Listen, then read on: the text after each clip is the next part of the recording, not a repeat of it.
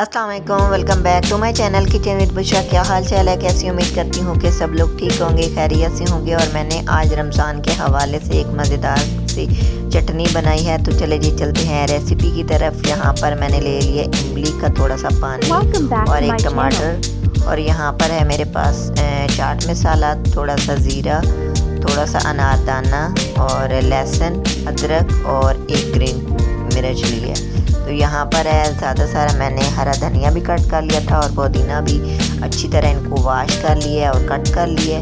चले जी, अब मैं चटनी बनाती हूँ। और मिक्सर जार में सबसे पहले मैंने ऐड कर दिया यहाँ पर टमाटर और सारी चीज़ें अच्छी तरह मिक्सर जार में। एक ग्रीन चिली जो है वो मैंने डाली है। आप अगर ज़्यादा स्पाइसेस खाते हैं तो आप अपने टेस्ट के मुताबिक डाल सकते हैं। अगर मेरे चैनल पर न्यू है तो मेरे चैनल को सब्सक्राइब करें, साथ बेल आइकन का बटन प्रेस करें, लाइक शेयर कमेंट ज़रूर कीजिएगा और मेरी वीडियो को फुल वॉच कीजिएगा। और यहाँ पर सारी चीज़ें मैंने इसमें ऐड कर दिया और बहुत ही मज़ेदार चटनी बनाती है। चाहे समोसों के साथ खाएं, रमज़ान में पकौड़ों के साथ खाएं, अगर आप ऐसे भी खाना चाहें तो बहुत ही मज़ेदार है इसका टेस्ट होता है। और बगैर समोसे और चटनी के भी, और अगर चना चाट में डालना चाहें तो वो भी आप ऐड कर सकते हैं, बहुत मज़ेदार बनती है। आप मेरी रेसिपी को ज़रूर ट्राई कीजिएगा। और यहाँ पर मैंने टेस्ट के मुताबिक नमक भी ऐड कर दिया था और चाट मसाला। और यहाँ अब मिक्सचर जार को मैं 2 से 3 मिनट तक घुमाऊंगी और अच्छी तरह। और यहाँ पर मैंने इसमें ऐड कर दिया थोड़ा सा इमली का पानी, और इसमें दूसरा पानी वगैरह कुछ दही वगैरह कुछ भी नहीं ऐड करना। और इसको अब 2 से 3 मिनट तक मिक्सचर जार में घुमाएंगे।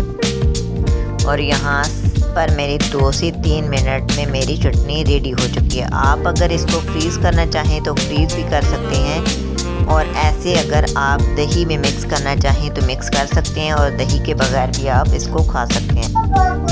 और आप इस रेसिपी को ज़रूर ट्राई कीजिएगा, बहुत ही मज़ेदार बनती है। और यहाँ पर मेरी चटनी की है फाइनल लुक, और ये मेरी चटनी हो चुकी है रेडी। और साथ ही मैंने दही रख लिया था, और आप अगर इसको ऐसे भी खाना चाहें तो खा सकते हैं, और अगर आप दही में मिक्स करना चाहें तो दही में भी मिक्स कर सकते हैं। और रमज़ान में चटपटी चटनी समोसों के साथ हो, कचौड़ियों के साथ हो, बहुत ही मज़ा आता है। और यहाँ पर मैंने 1 टेबलस्पून इसमें दही में मिक्स कर दी है और बहुत मज़ेदार बनी थी। आप भी मेरी रेसिपी को ज़रूर ट्राई कीजिएगा, रमज़ान में एंजॉय कीजिएगा और इस चटनी को ज़रूर बनाइएगा। उम्मीद है कि आज की रेसिपी आप लोगों को पसंद आई होगी। अगर पसंद आए तो लाइक शेयर कमेंट ज़रूर कीजिएगा। अब हम आपको मिलते हैं नेक्स्ट वीडियो में। Bye bye.